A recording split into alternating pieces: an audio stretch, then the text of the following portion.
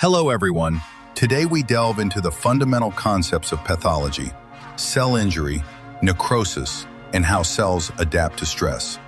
When a cell faces stress, it doesn't just die. It adapts through hypertrophy or hyperplasia to survive and function in its environment. Alternatively, cells can shrink through atrophy or even change their entire type via metaplasia to cope with chronic irritation or lack of nutrients. If the stress is temporary, the injury is reversible. We see cellular swelling and fatty changes, but the cell can still recover. In the liver, this often manifests as steatosis, where lipids accumulate because the cell cannot process them due to the ongoing injury. However, when the damage to membranes and mitochondria becomes too severe, the cell reaches a point of no return. This is irreversible injury. Necrosis is the messy, accidental death of a cell. It always causes inflammation in the surrounding tissue because cellular contents leak out. Coagulative necrosis is typical of heart attacks. The tissue's architecture is preserved for a few days, even though the cells are dead. Liquefactive necrosis occurs in the brain or during bacterial infections.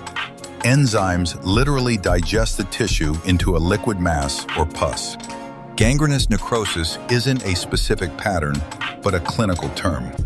It describes a limb that has lost its blood supply and undergone coagulative necrosis. Caseous necrosis, which looks like crumbly cheese, is the hallmark of tuberculosis. It is a unique mix of coagulative and liquefactive patterns. Fat necrosis happens when enzymes break down fat, which then combines with calcium to form chalky white areas. This is often seen in pancreatitis.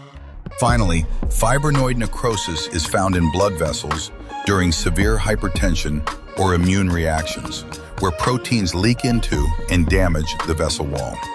The most common cause of cell injury is ischemia, or reduced blood flow. Let's look at a major clinical correlate, the myocardial infarction.